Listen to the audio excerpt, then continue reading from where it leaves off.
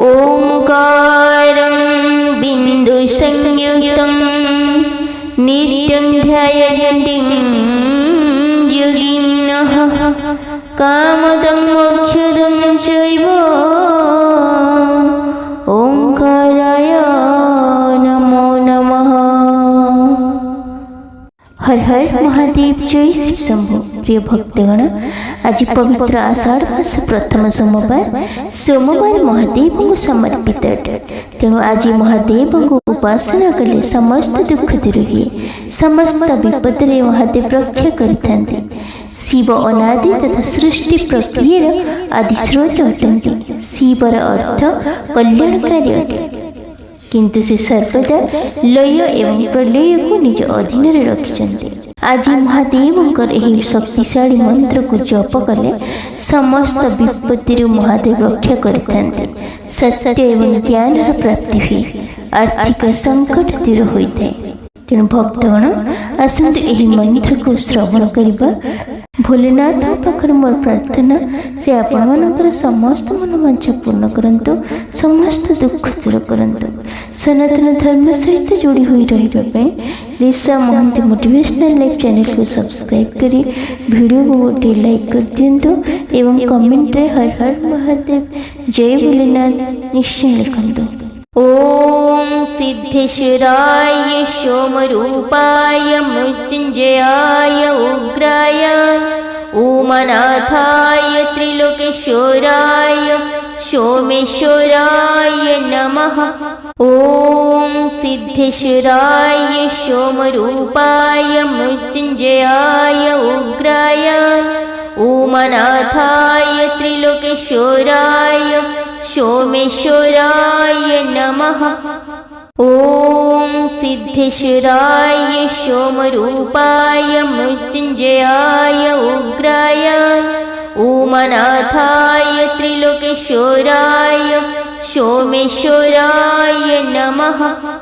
ओम सिद्धेश्वराय सोमरूपाय मृत्युंजयाय उग्राय उमानाथाय त्रिलोकेश्वराय सोमेश्वराय नमः।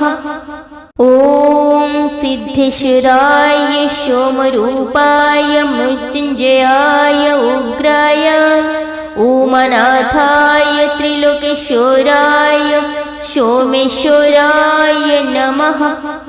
ओम सिद्धेश्वराय सोमरूपाय मृत्युंजयाय उग्राय उमानाथाय त्रिलोकेश्वराय सोमेश्वराय नमः। ओम सिद्धेश्वराय सोमरूपाय मृत्युंजयाय उग्राय उमानाथाय त्रिलोकेश्वराय सोमेश्वराय नमः।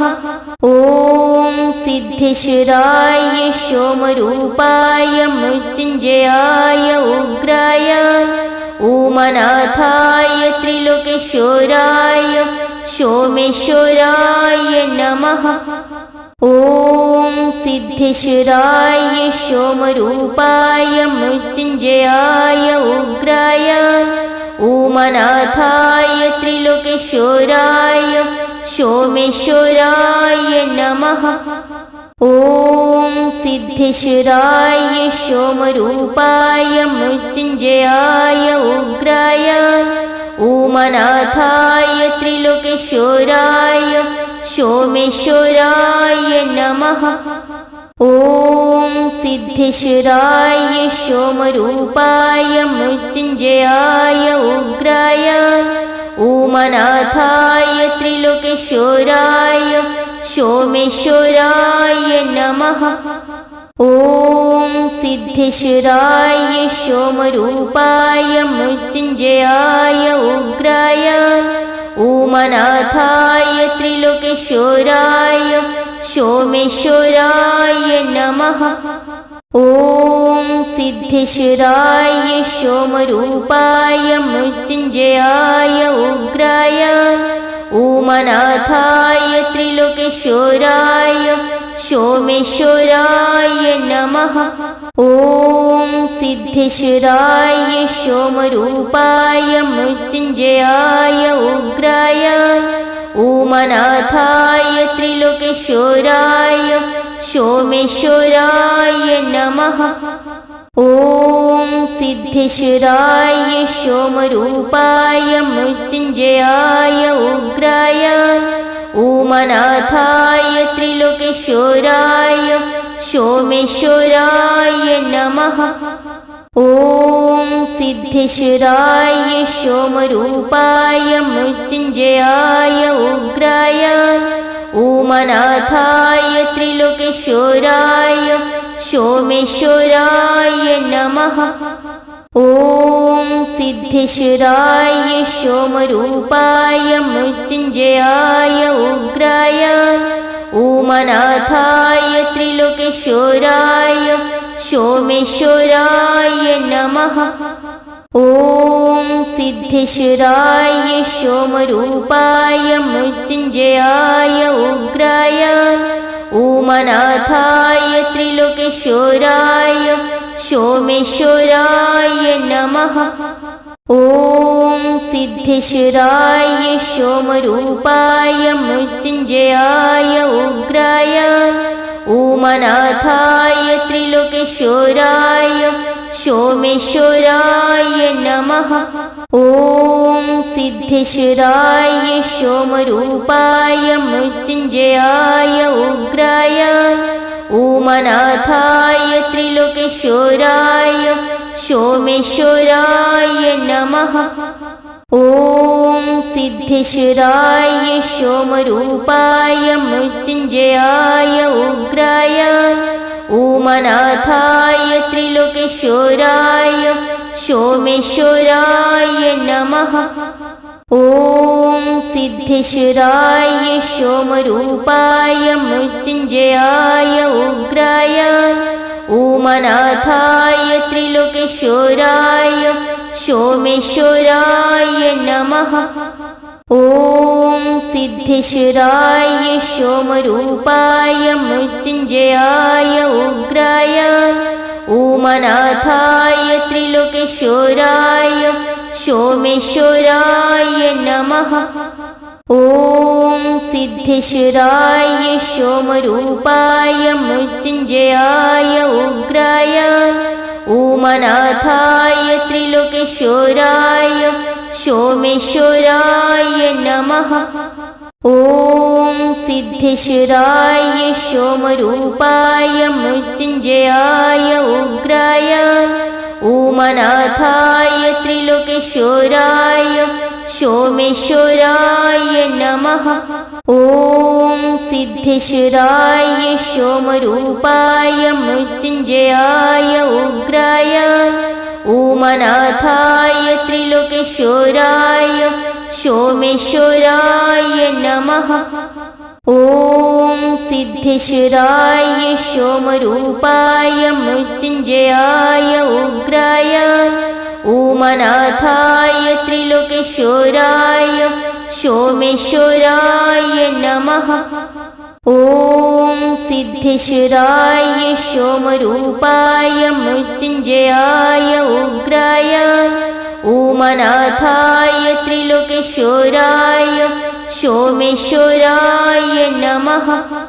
ॐ सिद्धेश्वराय सोमरूपाय मृत्युञ्जयाय उग्राय उमानाथाय त्रिलोकेश्वराय सोमेश्वराय नमः।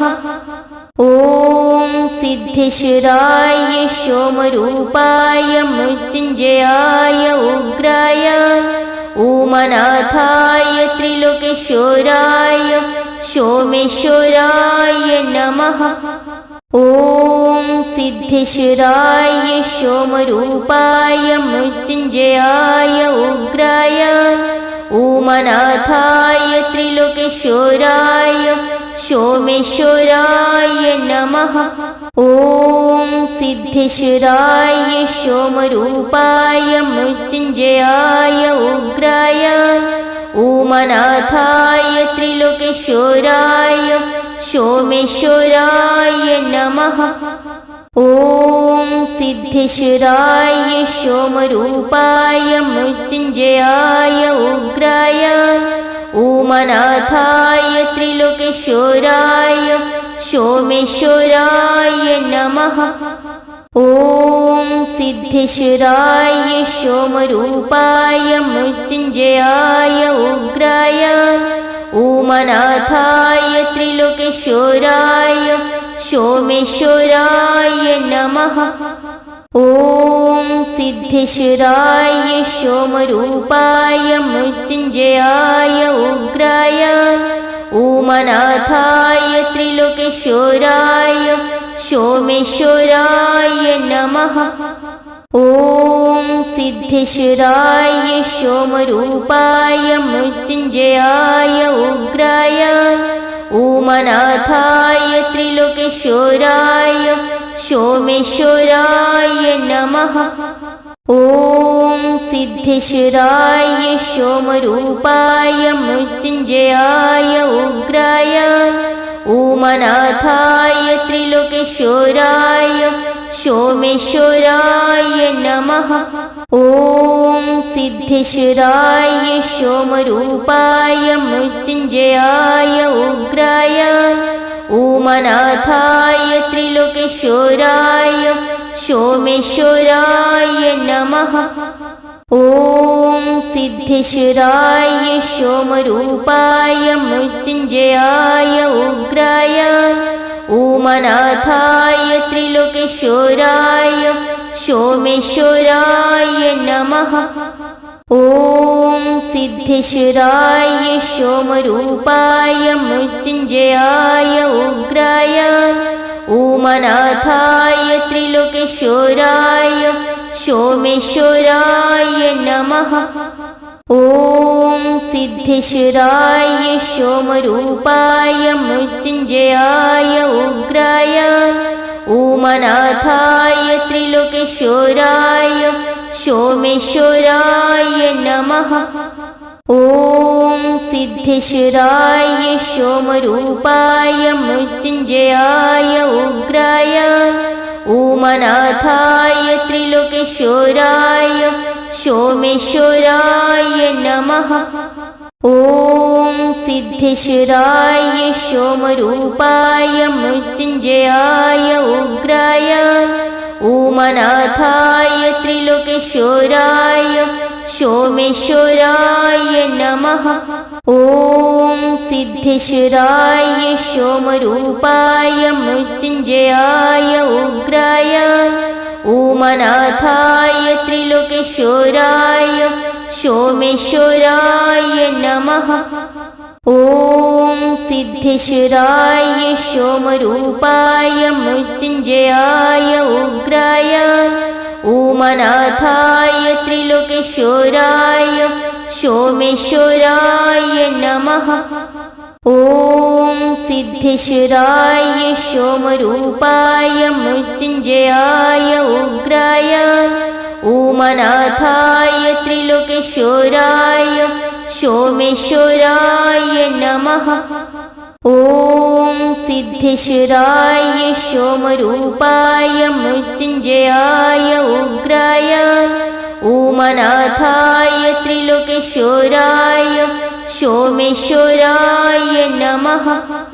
ॐ सिद्धेश्वराय सोमरूपाय मृत्युञ्जयाय उग्राय उमानाथाय त्रिलोकेश्वराय सोमेश्वराय नमः। ॐ सिद्धेश्वराय सोमरूपाय मृत्युञ्जयाय उग्राय उमानाथाय त्रिलोकेश्वराय सोमेश्वराय नमः। ॐ सिद्धेश्वराय सोमरूपाय मृत्युञ्जयाय उग्राय उमानाथाय त्रिलोकेश्वराय सोमेश्वराय नमः। ॐ सिद्धेश्वराय सोमरूपाय मृत्युञ्जयाय उग्राय उमानाथाय त्रिलोकेश्वराय सोमेश्वराय नमः। ॐ सिद्धेश्वराय सोमरूपाय मृत्युञ्जयाय उग्राय उमानाथाय त्रिलोकेश्वराय सोमेश्वराय नमः। ॐ सिद्धेश्वराय सोमरूपाय मृत्युञ्जयाय उग्राय उमानाथाय त्रिलोकेश्वराय सोमेश्वराय नमः। ॐ सिद्धेश्वराय सोमरूपाय मृत्युञ्जयाय उग्राय उमानाथाय त्रिलोकेश्वराय सोमेश्वराय नमः। ॐ सिद्धेश्वराय सोमरूपाय मृत्युञ्जयाय उग्राय उमानाथाय त्रिलोकेश्वराय सोमेश्वराय नमः। ॐ सिद्धेश्वराय सोमरूपाय मृत्युञ्जयाय उग्राय उमानाथाय त्रिलोकेश्वराय सोमेश्वराय नमः। ॐ सिद्धेश्वराय सोमरूपाय मृत्युञ्जयाय उग्राय उमानाथाय त्रिलोकेश्वराय सोमेश्वराय नमः। ॐ सिद्धेश्वराय सोमरूपाय मृत्युञ्जयाय उग्राय उमानाथाय त्रिलोकेश्वराय सोमेश्वराय नमः। ॐ सिद्धेश्वराय सोमरूपाय मृत्युञ्जयाय उग्राय उमानाथाय त्रिलोकेश्वराय सोमेश्वराय नमः। ॐ सिद्धेश्वराय सोमरूपाय मृत्युञ्जयाय उग्राय उमानाथाय त्रिलोकेश्वराय सोमेश्वराय नमः। ॐ सिद्धेश्वराय सोमरूपाय मृत्युञ्जयाय उग्राय उमानाथाय त्रिलोकेश्वराय सोमेश्वराय नमः। ॐ सिद्धेश्वराय सोमरूपाय मृत्युञ्जयाय उग्राय उमानाथाय त्रिलोकेश्वराय सोमेश्वराय नमः। ॐ सिद्धेश्वराय सोमरूपाय मृत्युञ्जयाय उग्राय उमानाथाय त्रिलोकेश्वराय सोमेश्वराय नमः। ॐ सिद्धेश्वराय सोमरूपाय मृत्युञ्जयाय उग्राय उमानाथाय त्रिलोकेश्वराय सोमेश्वराय नमः। ॐ सिद्धेश्वराय सोमरूपाय मृत्युञ्जयाय उग्राय उमानाथाय त्रिलोकेश्वराय सोमेश्वराय नमः।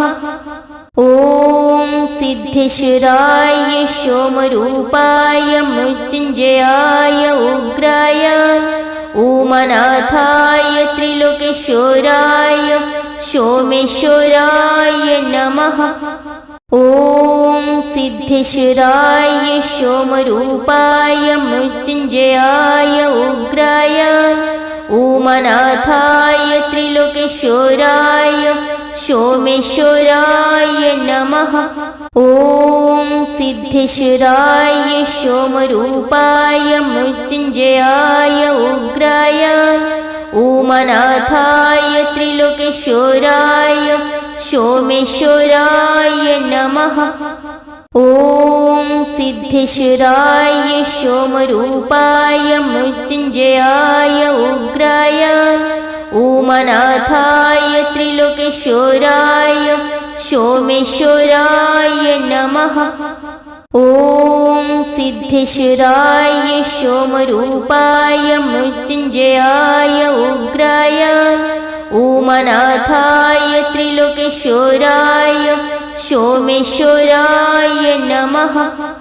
ॐ सिद्धेश्वराय सोमरूपाय मृत्युञ्जयाय उग्राय उमानाथाय त्रिलोकेश्वराय सोमेश्वराय नमः। ॐ सिद्धेश्वराय सोमरूपाय मृत्युञ्जयाय उग्राय उमानाथाय त्रिलोकेश्वराय सोमेश्वराय नमः। ॐ सिद्धेश्वराय सोमरूपाय मृत्युञ्जयाय उग्राय उमानाथाय त्रिलोकेश्वराय सोमेश्वराय नमः। ॐ सिद्धेश्वराय सोमरूपाय मृत्युञ्जयाय उग्राय उमानाथाय त्रिलोकेश्वराय सोमेश्वराय नमः। ॐ सिद्धेश्वराय सोमरूपाय मृत्युञ्जयाय उग्राय उमानाथाय त्रिलोकेश्वराय सोमेश्वराय नमः। ॐ सिद्धेश्वराय सोमरूपाय मृत्युञ्जयाय उग्राय उमानाथाय त्रिलोकेश्वराय सोमेश्वराय नमः। ॐ सिद्धेश्वराय सोमरूपाय मृत्युञ्जयाय उग्राय उमानाथाय त्रिलोकेश्वराय सोमेश्वराय नमः। ॐ सिद्धेश्वराय सोमरूपाय मृत्युञ्जयाय उग्राय उमानाथाय त्रिलोकेश्वराय सोमेश्वराय नमः। ॐ सिद्धेश्वराय सोमरूपाय मृत्युञ्जयाय उग्राय उमानाथाय त्रिलोकेश्वराय सोमेश्वराय नमः। ॐ सिद्धेश्वराय सोमरूपाय मृत्युञ्जयाय उग्राय उमानाथाय त्रिलोकेश्वराय सोमेश्वराय नमः। ॐ सिद्धेश्वराय सोमरूपाय मृत्युञ्जयाय उग्राय उमानाथाय त्रिलोकेश्वराय सोमेश्वराय नमः। ॐ सिद्धेश्वराय सोमरूपाय मृत्युञ्जयाय उग्राय उमानाथाय त्रिलोकेश्वराय सोमेश्वराय नमः। ॐ सिद्धेश्वराय सोमरूपाय मृत्युञ्जयाय उग्राय उमानाथाय त्रिलोकेश्वराय सोमेश्वराय नमः। ॐ सिद्धेश्वराय सोमरूपाय मृत्युञ्जयाय उग्राय उमानाथाय त्रिलोकेश्वराय सोमेश्वराय नमः। ॐ सिद्धेश्वराय सोमरूपाय मृत्युञ्जयाय उग्राय उमानाथाय त्रिलोकेश्वराय सोमेश्वराय नमः। ॐ सिद्धेश्वराय सोमरूपाय मृत्युञ्जयाय उग्राय उमानाथाय त्रिलोकेश्वराय सोमेश्वराय नमः। ॐ सिद्धेश्वराय सोमरूपाय मृत्युञ्जयाय उग्राय उमानाथाय त्रिलोकेश्वराय सोमेश्वराय नमः। ॐ सिद्धेश्वराय सोमरूपाय मृत्युञ्जयाय उग्राय उमानाथाय त्रिलोकेश्वराय सोमेश्वराय नमः। ॐ सिद्धेश्वराय सोमरूपाय मृत्युञ्जयाय उग्राय उमानाथाय त्रिलोकेश्वराय सोमेश्वराय नमः। ॐ सिद्धेश्वराय सोमरूपाय मृत्युञ्जयाय उग्राय उमानाथाय त्रिलोकेश्वराय सोमेश्वराय नमः। ॐ सिद्धेश्वराय सोमरूपाय मृत्युञ्जयाय उग्राय उमानाथाय त्रिलोकेश्वराय सोमेश्वराय नमः। ॐ सिद्धेश्वराय सोमरूपाय मृत्युञ्जयाय उग्राय उमानाथाय त्रिलोकेश्वराय सोमेश्वराय नमः।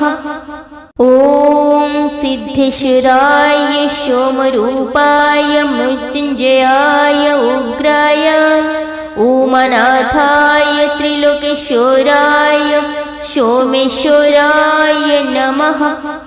ॐ सिद्धेश्वराय सोमरूपाय मृत्युञ्जयाय उग्राय उमानाथाय त्रिलोकेश्वराय सोमेश्वराय नमः। ॐ सिद्धेश्वराय सोमरूपाय मृत्युञ्जयाय उग्राय उमानाथाय त्रिलोकेश्वराय सोमेश्वराय नमः। ॐ सिद्धेश्वराय सोमरूपाय मृत्युञ्जयाय उग्राय उमानाथाय त्रिलोकेश्वराय सोमेश्वराय नमः। ॐ सिद्धेश्वराय सोमरूपाय मृत्युञ्जयाय उग्राय उमानाथाय त्रिलोकेश्वराय सोमेश्वराय नमः। ॐ सिद्धेश्वराय सोमरूपाय मृत्युञ्जयाय उग्राय उमानाथाय त्रिलोकेश्वराय सोमेश्वराय नमः। ॐ सिद्धेश्वराय सोमरूपाय मृत्युञ्जयाय उग्राय उमानाथाय त्रिलोकेश्वराय सोमेश्वराय नमः। ॐ सिद्धेश्वराय सोमरूपाय मृत्युञ्जयाय उग्राय उमानाथाय त्रिलोकेश्वराय सोमेश्वराय नमः। ॐ सिद्धेश्वराय सोमरूपाय मृत्युञ्जयाय उग्राय उमानाथाय त्रिलोकेश्वराय सोमेश्वराय नमः। ॐ सिद्धेश्वराय सोमरूपाय मृत्युञ्जयाय उग्राय उमानाथाय त्रिलोकेश्वराय सोमेश्वराय नमः।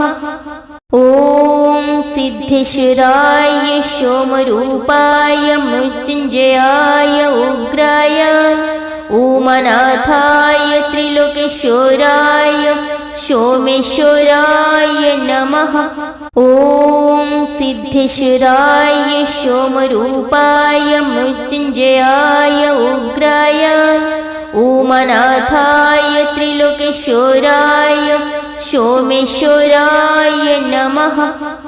ॐ सिद्धेश्वराय सोमरूपाय मृत्युञ्जयाय उग्राय उमानाथाय त्रिलोकेश्वराय सोमेश्वराय नमः। ॐ सिद्धेश्वराय सोमरूपाय मृत्युञ्जयाय उग्राय उमानाथाय त्रिलोकेश्वराय सोमेश्वराय नमः। ॐ सिद्धेश्वराय सोमरूपाय मृत्युञ्जयाय उग्राय उमानाथाय त्रिलोकेश्वराय सोमेश्वराय नमः। ॐ सिद्धेश्वराय सोमरूपाय मृत्युञ्जयाय उग्राय उमानाथाय त्रिलोकेश्वराय सोमेश्वराय नमः।